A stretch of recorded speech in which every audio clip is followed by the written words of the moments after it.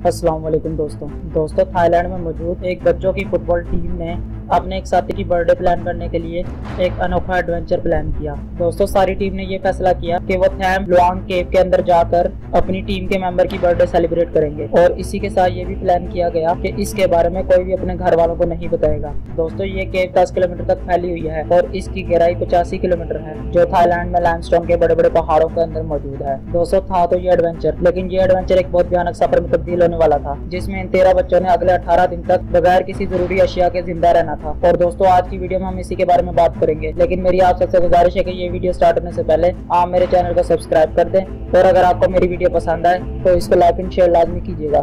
चलो दोस्तों स्टार्ट करते हैं।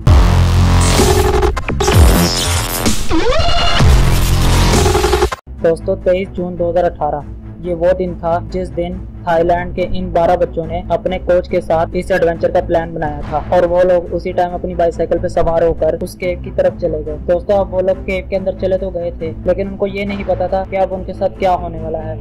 दोस्तों अभी उनको केव के अंदर गए चंद मिनट ही हुए थे कि बाहर मौसम ने करवट बदली और एकदम तूफानी बारिश होना स्टार्ट हो गई, क्योंकि दोस्तों कोच और बच्चे केव के अंदर काफी डीप चले गए थे। इसी वजह से उनको बाहर बारिश की आवाज सुनाई नहीं दी। दोस्तों अब मिनटों का टाइम घंटों में बदल चुका था, क्योंकि लड़कों ने अपने पेरेंट्स को नहीं बताया था कि हम कहाँ जा रहे हैं और इसी वजह से पेरेंट्स ये समझे कि हमारे बच्चे फुटबॉल खेल रहे होंगे। लेकिन जब टाइम बहुत ज्यादा हो गया तो पेरेंट्स का भी परेशानी होने लग गई। दोस्तों लड़के गार में थे और इसी वजह से वहाँ पर मोबाइल नेटवर्क भी नहीं थे और किसी को ये भी नहीं पता था कि बच्चे हैं कहाँ। आखिरकार पेरेंट्स को फुटबॉल क्लब से एक हिंट मिली, जिससे मालूम ये पड़ा कि लड़के थैम लुआंग केव की तरफ गए हैं। दोस्तों ये सुनते ही सारे पेरेंट्स केव की तरफ भागे और वहाँ पर जाकर उनको एक हैरान कर देने वाला मंजर नजर आया। पेरेंट्स ने ये देखा कि यहाँ पर बच्चों की साइकिल और उनका सामान तो मौजूद है, लेकिन बच्चे नहीं हैं। दोस्तों अभी पेरेंट्स को इसी चीज का सदमा पहुंचा था कि उनको एक और चीज देखने को मिली, और वो ये थी कि तूफानी बारिश की वजह से केव के अंदर पानी तेजी से जा रहा था। और दोस्तों अब बात यहाँ तक पहुँच चुकी थी कि रेस्क्यू टीम भी वहाँ पर आ गई थी और उन्होंने आपे के साथ ही केव के अंदर जाने का फैसला किया। दोस्तों गार के अंदर मुसलसल पानी बढ़ता जा रहा था और इसके साथ साथ वहाँ पर घुटन भी होना शुरू हो गई थी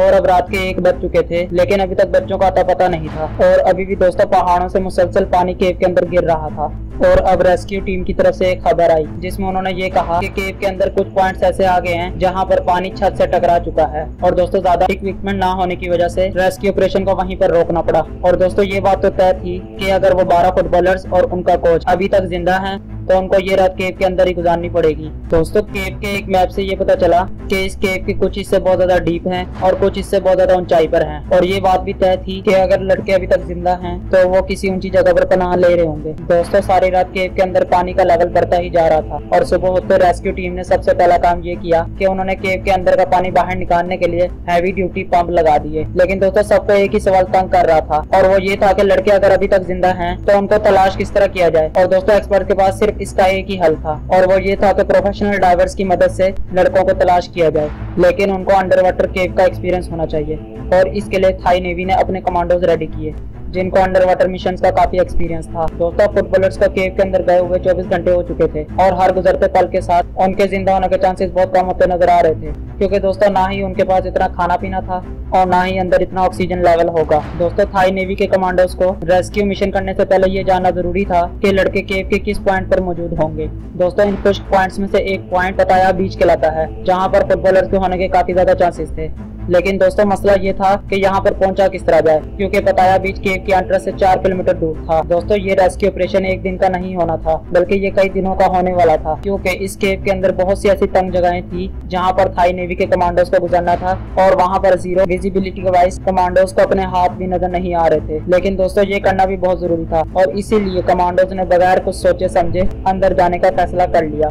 दोस्तों थाई नेवीज के कमांडो जहाँ जहाँ जाते थे वहाँ वो एक लाल रस्सी अपनी निशानी के तौर पर छोड़ते जाते थे। दोस्तों थाई नेवी के कमांडो को अंदर जाते हुए तो बहुत ज्यादा मुश्किल होती थी, लेकिन बाहर आते हुए बहुत ज्यादा आसानी होती थी, क्योंकि वो लाल रस्सी की मदद से बहुत ज्यादा आसानी से बाहर आ जाते थे। पूरे 2 दिनों के बाद कमांडो एक ऐसी जगह पर पहुंचे जहाँ पर पानी मौजूद नहीं था और एक अच्छी खबर ये थी कि यहाँ पर किसी लड़के की डेड बॉडी नहीं थी, लेकिन इसका मतलब ये था कि लड़के अभी भी बहुत ज्यादा आगे हैं। दोस्तों नेवी कमांडोज बहुत ज्यादा एक्सपर्ट तो थे, लेकिन उनको अंडर वाटर केव रेस्क्यू का बिल्कुल भी एक्सपीरियंस नहीं था और उनको अपना हर अगला कदम बड़ी संभल के रखना पड़ रहा था, जिसकी वजह से बहुत ज्यादा टाइम भी लग रहा था। और अब लड़कों को केव के अंदर फंसे 4 दिन हो चुके थे। और दोस्तों अब बात यहाँ तक पहुँच चुकी थी कि ये खबर इंटरनेशनल मीडिया ने भी कवर कर ली थी। दोस्तों मीडिया कवरेज की वजह से यहाँ पर एक्सपर्ट्स का भी आना जाना शुरू हो चुका था और दोस्तों यहाँ पर किए जाने वाले रेस्क्यू मिशन का कोई भी हल नहीं निकल रहा था और अब प्रोफेशनल केव रेस्क्यू टीम की जरूरत आ चुकी थी। दोस्तों पहले केव रेस्क्यू टीम ने केव के अंदर जाकर सारा मुआयना किया और फिर उन्होंने कहा कि पानी के बाहर निकालने के अमल को और ज्यादा बढ़ाया जाए और इसी वजह से उन्होंने केव के दूसरी एंट्री पॉइंट से भी हैवी ड्यूटी पंप की मदद से पानी बाहर निकालना शुरू कर दिया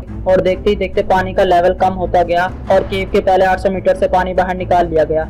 और ये वही पॉइंट था जहां पर रेस्क्यू टीम ने अपना बेस कैंप बना लिया था, जिसको चैम्बर 3 का नाम दिया गया। दर्जनों ऑक्सीजन सिलेंडर चैम्बर 3 तक लाए गए क्योंकि अब रेस्क्यू मिशन यहीं से स्टार्ट किया जाना था। दोस्तों अब लड़कों को केव के अंदर फंसे 10 दिन हो चुके थे और अब डाइवर्स ने पूरी तैयारी के साथ पानी के अंदर जाना शुरू कर दिया। दोस्तों मैले और जीरो विजिबिलिटी वाले पानी में घंटों स्विम करने के बाद जब डाइवर पताया बीच के करीब पहुंचे तो उन्होंने जब अंधेरी गार में लाइट जलाई तो उनकी सारी उम्मीदों पे पानी फिर गया, क्योंकि पताया बीच पर भी लड़कों का कोई नामो निशान नहीं था। और अब कंडीशन ये थी कि अब डाइवर्स के पास सिर्फ इतना ऑक्सीजन बचा है कि वो सिर्फ चैम्बर 3 तक ही पहुंच सकते हैं, यानी कि वो अगर इससे आगे गए तो उनके पास ऑक्सीजन खत्म हो जाएगा और वो चैम्बर 3 तक सही सलामत नहीं पहुंच सकेंगे। लेकिन दोस्तों एक डाइवर ने हिम्मत की और उसने उससे भी आगे जाने का फैसला कर लिया और जब वो 1000 फीट आगे गया तो उसने एक मंजर देखा कि डरे और सहमे फुटबॉलर्स पानी से बाहर आने वाले डाइवर का वेट कर रहे थे।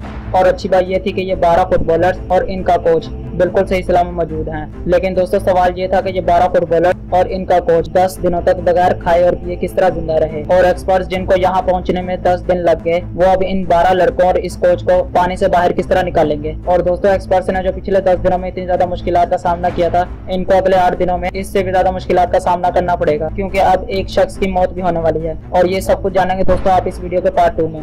तो दोस्तों ये थी आज की वीडियो, पसंद आए तो इस पर लाइक एंड शेयर लाजमी कीजिएगा। चले मिलते हैं कि अगली शानदार वीडियो में, तब तक के लिए अल्लाह हाफिज।